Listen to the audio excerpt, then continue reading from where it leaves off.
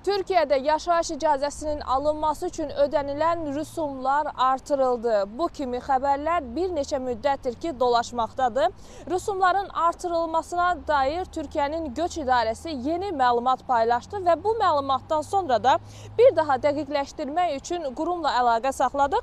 Belə ki, qurum bildirir ki, 2026-cı il yanvar ayının 1-dən etibarən qüvvədə olan rəqəmlərə hər hansısa bir dəyişiklik olunmayıb.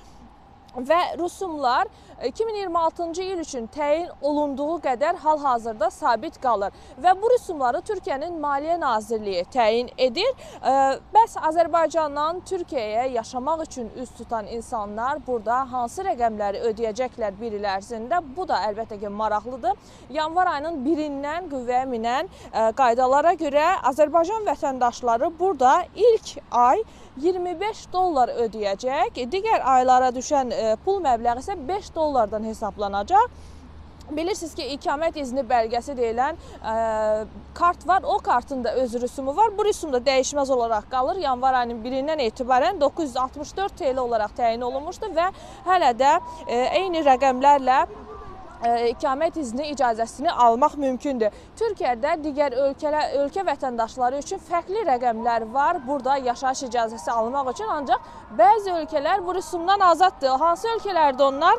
Çexiya, Danimarka, İrlandiya, Kosova, Nepal, Şri-Lanka, Suriya, Türkmənistan, Şimali Kipr Türk Cumhuriyyəti və Fələstin qarşılıqlılıq prinsipi çərçivəsində yaşayış icazəsi rüsumundan azaddır Türkiyədə. Ümid edirik ki, bir gündə Azərbaycan vətəndaşları üçün eyni qayda tətbiq olunacaq. Bu bizim üçün də çox yaxşı olardı.